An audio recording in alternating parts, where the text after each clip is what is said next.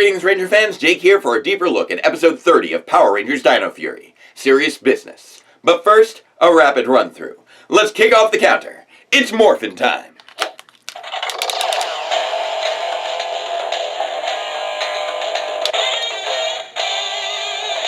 Okay, so we open on Area 62 where Void Queen summons a new Sporks piece, Kraken Slash, ordering him to join Slither and Mucus to hunt down and destroy Void Knight, which seems a bit much. While Wreckmate and the henchmen work on a new robot project, but Tarek's hiding in a civilian outfit with one too many belts and using a mini-drone to spy on the Rangers, who are conveniently still debating if they can trust him, but are quickly distracted when Jane comes limping in to kick off the Buzz Blast livestream's big countdown to 10 million subscribers. Roll the highlight clips. Of course, they show the wrong clip showing off the dance practices that earned her a crush before the feed is suddenly shut down by a mysterious hacker. Half Joker, half Mr. Robot, 100% cheesy jokes. Ian loves their punchlines, but nobody else laughs at the hacker's demands for their own show, promising to hunt down the hacker, but they're interrupted by Kraken Slash hunting down Void Knight, who deactivates his drone and disappears into the crowd just as the Rangers arrive to take on the baddie. Morphin' time! Kraken Slash hacks and slashes the Rangers, but gets called off by Void Queen, who wants them focusing on hunting down Void Knight, so the Rangers return to hunting the hacker, checking the footage down the base and recognizing the park in the background. Let's split up and search for clown masks. Ian spots a knocked over trash can, cleans it up, getting the attention of a little girl, Mara, who starts cracking jokes, tipping off Ian, who shakes her hand to scan her memory, confirming that she's the hacker, temporarily nabbing her bike wheel to teach her a lesson on taking things that aren't hers, and returning it to remind her it's never too late to do the right thing, but the villains are off trying to punish Void Knight for doing just that, instead attacking a guy for the crime of having the same sense of style, forcing Tarek out of hiding to save the guy before teleporting away, leaving things to the Rangers, who still struggle with Kraken Slash, who keeps on rolling through as he sprint attacks, Amelia's muscle flex, Zato's smash armor, and even the camera loop-to-loops, while Jade and Jayborg marvel over the mini-drone. The hacker must be a top scientist. So the child hacker walks in, pulls out her mask to apologize, admits the drone's unrelated, and accidentally activates it, broadcasting the lesson of the week to Tarek, who recognizes that it might not be too late to fix his mistakes, or to live one's dreams of becoming a clown. And when Stan alerts them to the Rangers losing battle with Kraken Slash, he spots his chance of redemption, transforming into his Void Knight armor and joining the fight, explaining that the Sporks Beast's force field only deflects at close range. Not sure how he knows that about a Sporks he'd ever saw hatch. But turns out ranged attacks do work against melee fighters, so between his energy slashes and Zato's energy punches, Kraken Slash is smacked and smashed, so the Rangers still don't trust Void Knight. What with all the villainy? But he promises to try to return the stolen Sporks if it will help end things, so the Rangers return to Buzz Blast, where Jane and Mara have made amends and discuss future comedy bits. Nacho cheesy jokes hers. But they still haven't hit 10 million subscribers, so Jane busts out the stage lights and shiny gold suit to deliver a sparkly dance number to push them over the finish line. Roll credits.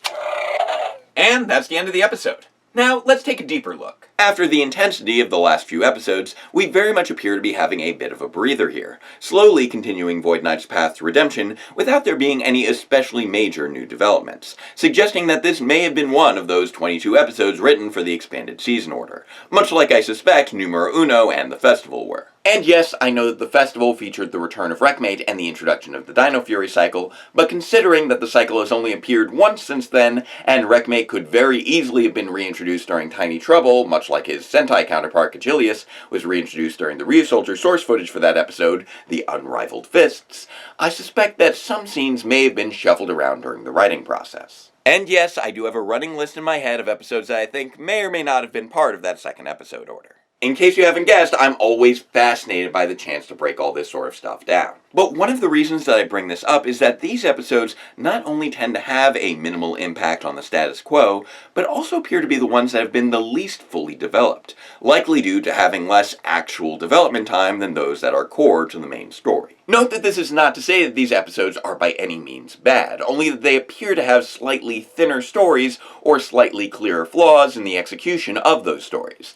And in truth, these fluctuating levels of impact tend to make the stronger episodes even more impactful as a result. Time and budget are limited resources, and for every massive team-up, you're generally getting at least one clip show or footage burner. But it's also possible that I have no idea what I'm talking about, so let's get into the episode itself, and why I think it feels a little less developed than the episodes immediately preceding it. Despite the major development of Tarek fleeing the Sporks crew, most of this episode is centered around the issues at Buzz Blast, with the Rangers placing it at such a high priority that, right after being defeated by a monster that was purportedly hunting their long-standing nemesis, they return to the base not to track the monster or their nemesis, but instead to use their Ranger tech to track down Buzz Blast's hacker. Now, this is a perfectly valid choice for the story, as the hacking of Buzz Blast's feed may have a bit more immediacy, but it's still not a choice that feels entirely justified, since at this point, a major source of danger has been introduced into the story, which is then promptly ignored until the next encounter. Again, Kraken Slash basically mop the floor with them,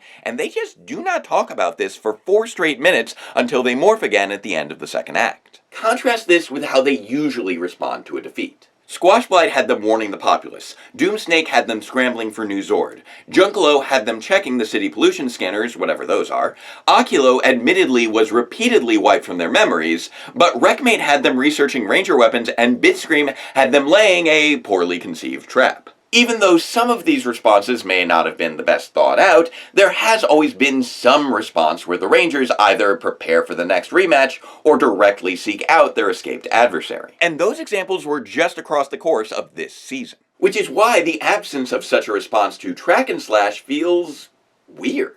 This is a monster that ostensibly is so dangerous that they require the aid of their greatest enemy in order to defeat him, but there's never really any acknowledgement of those stakes, or even something as minor as a quick line to Solon to keep a lookout for the big bad Slicer-Dicer. Void Knight joining the Rangers in battle is structured to function as the climax of the episode, but much of the story doesn't reflect that, as the Rangers aren't really expressing any sort of prolonged desperation that his assistance would resolve, mirroring similar issues with Tidemare not being treated like a major threat in Storm Surge until immediately before Ion's introduction as the Gold Ranger. There's also the part where Void Knight's assistance doesn't really make any sense. Like, I get that he brings added insight on how to beat Track and Slash, but just, how does he know that? There's no indication that Track and Slash had ever been hatched before, so how would he have any knowledge of how to bypass his force field, which had never even been mentioned up until this point,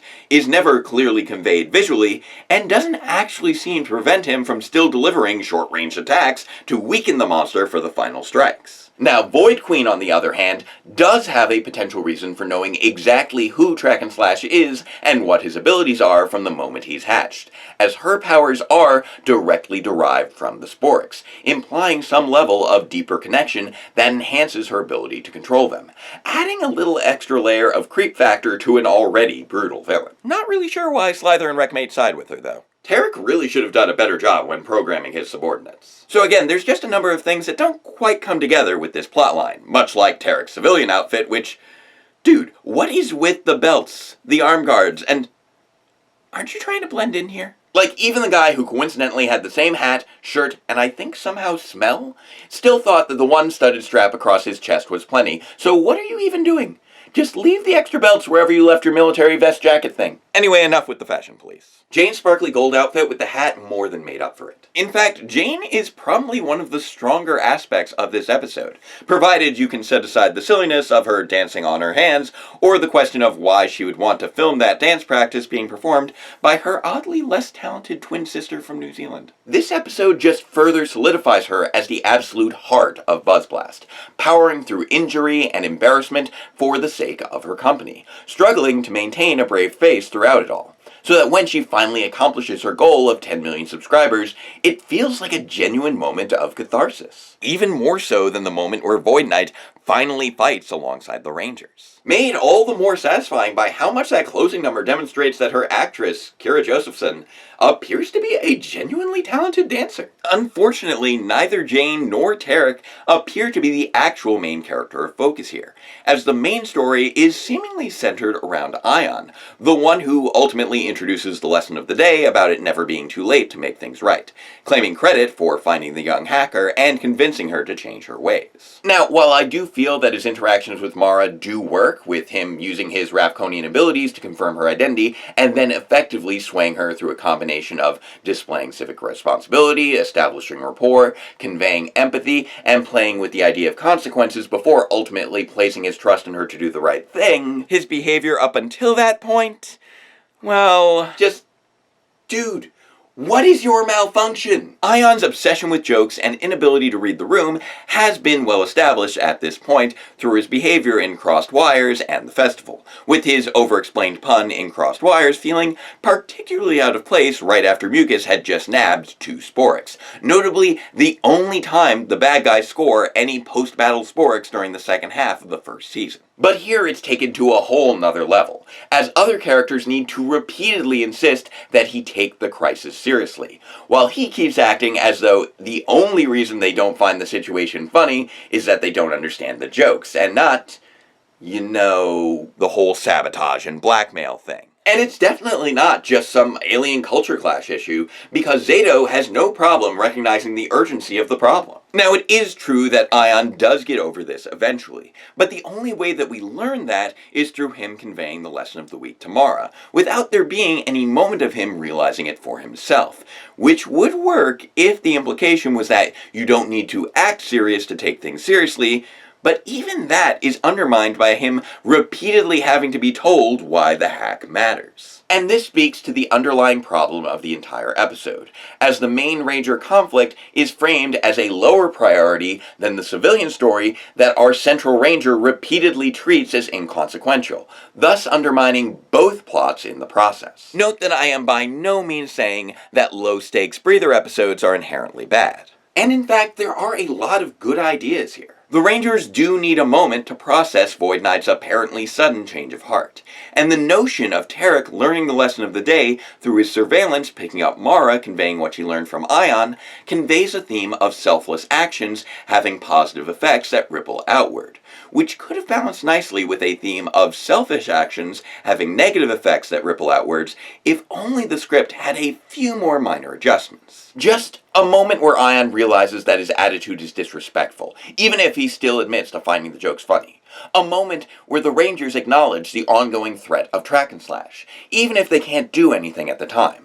A moment where Tarek is seen surveilling Area 62 like he does at Buzz Blast, giving him a reason to know Track and Slash's weakness, plus a tweak to make that weakness make sense in the context of the footage, would all go a long way to making this episode feel like a smoother, more cohesive whole. Because Dino Fury has a lot of really good stuff going on right now. And it would be nice if the characters took the stakes of that story just a little bit more seriously. So make sure to join me next time for a deeper look at episode 31 of Power Rangers Dino Fury, The Hunt. And if you would like to share this week's rapid run-through, you can find it as a standalone clip over at Morphin Legacy's YouTube channel. Please like, share, subscribe to us both, ring the bell for future notifications, and until next time, farewell Ranger fans, and let the power protect you.